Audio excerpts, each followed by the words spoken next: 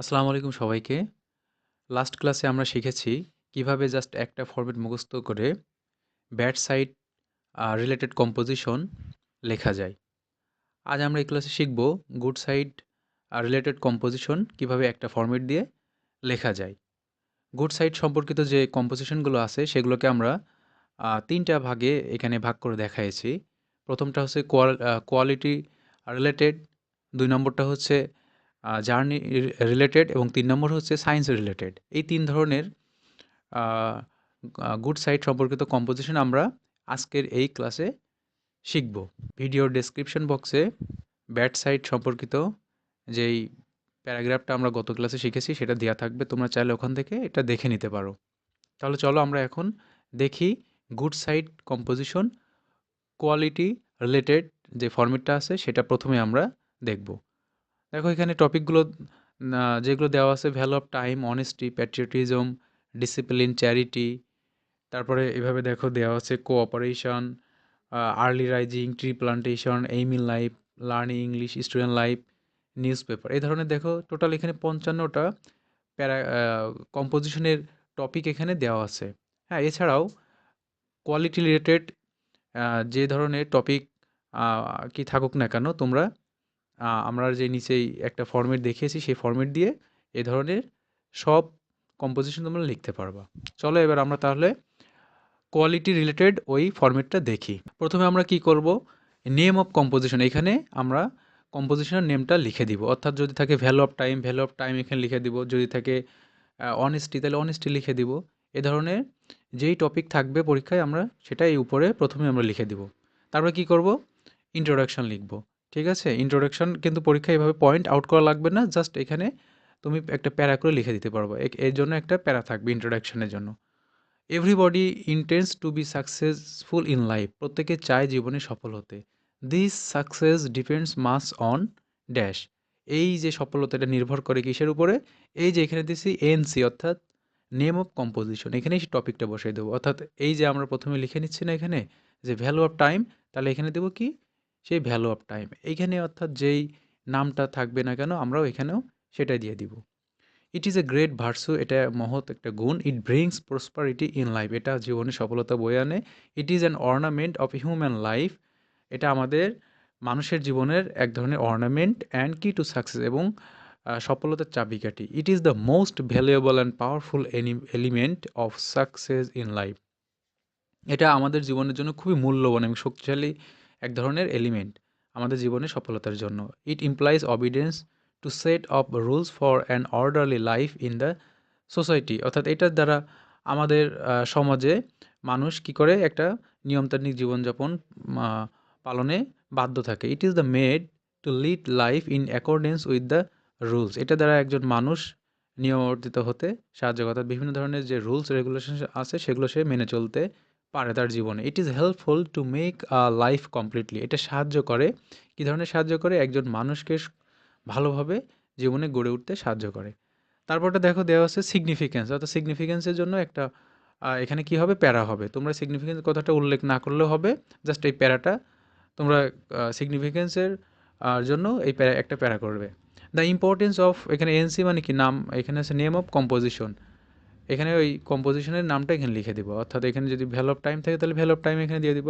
The importance of value of time beggars description, অর্থাৎ value of টাইমের এই beggars description মানে কি, বর্ণনা করা যায় না, যেটা বর্ণাতীত, এর যে গুরুত্ব সেটা বর্ণনা করে শেষ করা যায় না। It is very important in every life style, এটা প্রত্যেকটা লাইফ স্টাইলের জন্য খুবই গুরুত্বপূর্ণ। To lead a sound life it is a must, ভালো জীবনযাপনের জন্য এটা অবশ্যই দরকার। It is one of the best virtues of man, we should bear in mind, আমরা মনে রাখবো that if we develop this virtue, আমরা যদি এই ভার্চুটা কী করতে পারি, ডেভেলপ করতে পারি, we would be successful in life, তাহলে আমরা জীবনে সফলতা অর্জন করতে পারবো। The history inspires us to develop this virtue, ইতিহাস আমাদেরকে অনুপ্রাণিত করে এই যে গুণটা, এই গুণটাকে ডেভেলপ করতে। The life and the activities of all great men in the world are associated with this virtue, হ্যাঁ আমাদের এই যে মানুষের জীবন এবং যে কাজগুলো আছে মহৎ মানুষের, তারাও কিন্তু এই ভার্সুর সাথে তারা সংযুক্ত ছিলেন।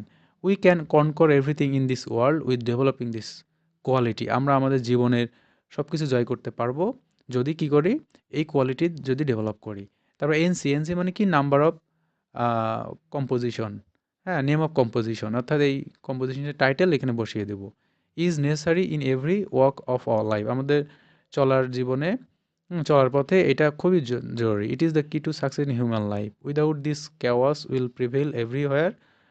এটা ছাড়া আমাদের জীবনটা সব কিছু, সব জায়গায় আমরা কি বিভিন্ন সমস্যার সম্মুখীন হব। If we make a list of successful person we will find that their success depends mainly on this great value. হ্যাঁ, আমরা যে সমস্ত সাকসেসফুল মানুষদেরকে দেখি, তারাও কিন্তু এই বিষয়ে কী ছিলেন, তারা কিন্তু সতর্ক ছিলেন, তারা এই বিষয়ের উপর গুরুত্ব দিয়েছেন।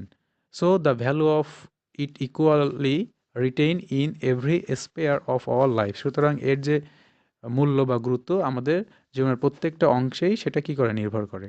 আর তাহলে হলো প্রথম introduction, significance.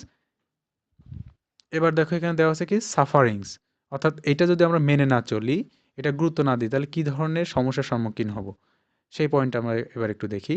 The man who does not achieve this virtue, অর্থাৎ যে সমস্ত মানুষেরা এই ভার্চুটা অর্জন করতে পারে না, becomes a curse to himself and to his family as well as to society, তারা অভিশপ্ত হয় তার নিজেদের জন্য, তার পরিবারের জন্য এবং সোসাইটিতেও। He leads very miserable life, সে দুর্বিষহ জীবনযাপন করে। His life becomes full of sorrows and sufferings, তার জীবনটা একেবারেই কি বলা যায় যে দুঃখে কষ্টে পরিপূর্ণ হয়ে যায়। হি অলওয়েজ ল্যাগস বিহাইন্ড, সে অনেক পিছনে পড়ে যায়। And suffers in the long run, পরিণামে অনেক ভোগে এটার জন্য। People do not love and respect হিম, কোনো মানুষই তাকে ভালোবাসে না এবং শ্রদ্ধাও করে না। অন দ্য আদার হ্যান্ড, অপরদিকে, he is praised and respected by all if he develops this great virtue, অপরদিকে সে যদি এই ভার্সুটা কি করে, ডেভেলপ করে, তাহলে সকলের দ্বারা সম্মানিত হয় এবং প্রশংসিত হয়। এবং লাস্ট যে প্যারাটা আমরা দিব সেটা হচ্ছে কনক্লুজনের এই প্যারাটা, ঠিক আছে। ইন দ্য এন্ড, সর্বশেষে, ইট ক্যান বি সেইড, এটা বলা যায়, that the secret of success in life lies in the proper development of this quality, জীবনের সফলতার পিছনে যে গোপন রহস্য আছে সেটা অনেকটা নির্ভর করে এই গুণের উপর। উইদাউট মেনটেনিং দিস কোয়ালিটি, এই কোয়ালিটি মেনটেন করা ছাড়া our life becomes a life of full of suffering, আমাদের জীবনটা দুঃখে কষ্টে কি হয়, ভরপুর হয়ে যায়। Therefore we all should develop this virtue to be great in life. পরিশেষে আমাদের সকলেরই উচিত এই গুণটাকে কি করা, ডেভেলপ করা, আমাদের কি হতে গেলে, মহৎ জীবনে, মহৎ হতে গেলে, জীবনে বড় কিছু হতে গেলে, ঠিক আছে। তাহলে আমরা এখানে প্রথম যেই ইটা শিখলাম, দেখো এখানে, সেটা হচ্ছে যে গুড সাইড কম্পোজিশনের কোয়ালিটি রিলেটেড যে প্যাটার্ন অথবা ফরম্যাট, সেটা আমরা শিখলাম কিভাবে এই যে কোয়ালিটি রিলেটেড সব ধরনের গুড সাইড কম্পোজিশনগুলো লেখা যায়। হ্যাঁ, সেটার ফরম্যাট কিন্তু আমরা এই যে এটা শিখলাম। এবার আমরা ২ নম্বর যে ফরম্যাটটা শিখবো সেটা হচ্ছে science related good side composition. এখানে দেখো অনেকগুলো টপিক দেওয়া আছে, wonder modern science, blessing of science, computer, internet, electricity, television, radio, Facebook, digital Bangladesh. এই যেই টপিকগুলো দেওয়া আছে, এই টপিকগুলো কীভাবে জাস্ট একটা ফর্মেট দিয়েই এই ধরনের সায়েন্স রিলেটেড টপিকগুলো লেখা যায়, সেটা আমরা একটু এবার দেখব। আগেরগুলো বাংলা অনুবাদ করে আমরা ওখানে দেখিয়ে দিয়েছি, এটা আর বাংলা অনুবাদ করে দিব না। এটা হচ্ছে যে আমি জাস্ট বিষয়গুলো একটু বুঝাই দিচ্ছি, তোমরা খাতায় সাথে সাথে লিখে নিতে পারো অথবা স্ক্রিনশট দিয়ে পরবর্তীতে তোমরা এটা পড়ে নিতে পারো। প্রথমেই আমরা কি দেবো, এখানেও দেবো ইন্ট্রোডাকশান। তারপরে এই যে ইন্ট্রোডাকশানের একটা প্যারা করব, এই যে এনসি অর্থাৎ এখানে নেম অফ কম্পোজিশন, এখানে নামটা বসিয়ে দেবো। এভাবে আমরা কি করবো, একটা ইন্ট্রোডাকশান লিখবো। তারপরে আবার কি দেবো, স্পেস দিব, দিয়ে ডিসক্রিপশনের জন্য একটা প্যারা করব। এই যে এনসি, এখানেও নেম অফ কম্পোজিশন, এখানে ডিসক্রিপশনের মধ্যে ওইটা সম্পর্কে আমরা বর্ণনা দিব। দেন যেই প্যারাটা আসবে সেটা হচ্ছে ইম্পর্টেন্স অথবা মেরিটস, ঠিক আছে, গুণাগুণ বা এর গুরুত্ব সম্পর্কে। এই গুরুত্বটা এখানে আমরা বর্ণনা করব, এনসি জায়গায় নেম অফ কম্পোজিশন। হ্যাঁ, এটা আমরা এখানে দেবো। অর্থাৎ সায়েন্সের যে বিষয়গুলো ওখানে দেওয়া আছে তার যেই গুরুত্ব আমাদের জীবনে, সেই গুরুত্ব সম্পর্কে আমরা এখানে এই যে একটা প্যারা করব। তারপর হচ্ছে ডিমেরিট, অর্থাৎ সায়েন্সের যে সবসময় তোমার মেরিটই থাকে তা না, এর কিন্তু ডিমেরিটও থাকে। সেই ডিমেরিট সম্পর্কে আমরা এই যে এখানে ৩-৪ লাইন এখানে লিখে দেবো। এনসির জায়গায় এখানে নেম অফ কম্পোজিশনটা দিয়ে দেবো। দেন লাস্টে যে পয়েন্টটা হবে সেটা হচ্ছে কনক্লুশন। এই পয়েন্টগুলো তোমরা না উল্লেখ করলে হবে, জাস্ট এখানে তুমি প্যারা প্যারা করে দিতে পারো। কনক্লুশনের একটা লাস্ট এখানে একটা প্যারা করতে হবে। এখানে সবশেষ যে কথা সাইন সম্পর্কে তোমার নিজস্ব মতামত সেটা এখানে জাস্ট লিখে দিবা। এনসি এখানে নেম অফ কম্পোজিশন। আচ্ছা, এবার যে লাস্ট যেই গুড সাইডের ৩ নম্বর যে ফরম্যাটটা শিখবো সেটা হচ্ছে জার্নি রিলেটেড। হ্যাঁ, জার্নি রিলেটেড কম্পোজিশনও কিন্তু আমাদের পরীক্ষায় এসে থাকে। যেমন এখানে দেওয়া আছে journey by bus, journey by train, journey by boat. এই যে এখানে সাধারণত ৩ প্রকারের কম্পোজিশনে কিন্তু জার্নি রিলেটেড থেকেই এসে থাকে। হ্যাঁ, এখন আমরা কিভাবে দেখব যে কিভাবে যে এই ৩ প্রকারের কম্পোজিশনে জাস্ট একটা ফরম্যাট দিয়ে শেখা যায়। ঠিক আছে? এবার দেখব ১ম এ যেটা লিখব সেটা হচ্ছে ইন্ট্রোডাকশন। তাহলে ইন্ট্রোডাকশনের এখানে পার্টে জার্নি সম্পর্কে আমরা ইন্ট্রোডাকশন দিব। এনসি name of composition, then occasion অর্থাৎ এটা কোন জায়গায় হয়েছিল। ঠিক আছে? সেটা সম্পর্কে আমরা এখানে আরেকটা প্যারা করব। তারপর হচ্ছে বিগিনিং, জার্নিটা কখন শুরু হয় সেই সম্পর্কে আমরা এখানে লিখব, আরেকটা প্যারা করব। তারপর হচ্ছে ডেসক্রিপশন, জার্নিটা কত সময় ধরে লাগছিল, কোথায় কোথায় গেছিলাম এই সম্পর্কে সকল বিস্তারিত আমরা ডেসক্রিপশন বক্সে দিব। ঠিক আছে? ডেসক্রিপশন যে প্যারাটা সেটা আমরা উল্লেখ করে দিব। লাস্ট যে প্যারাটা হবে সেটা হচ্ছে কনক্লুজ। ঠিক আছে? তাহলে আমরা এই ক্লাসে শিখলাম যে গুড সাইড রিলেটেড কম্পোজিশনগুলো। এখানে ৩ প্রকারের আমরা হচ্ছে বিষয় শিখেছি। একটা হচ্ছে যে কোয়ালিটি, আরেকটা হচ্ছে সায়েন্স, আরেকটা হচ্ছে জার্নি রিলেটেড যেই টপিকগুলো এইগুলো আমরা শিখেছি। এই ৩টা যদি তুমি ভালো করে মনে রাখতে পারো, এই ৩টা ফর্মে, তাহলে গুড সাইডের যেকোনো কম্পোজিশন আসলেই তুমি ইনশাআল্লাহ পরীক্ষায় লিখে আসতে পারবা। তাহলে আজকে ক্লাস এ পর্যন্তই। আশা করি তোমরা ক্লাসটা খুব সুন্দর করে উপভোগ করেছো।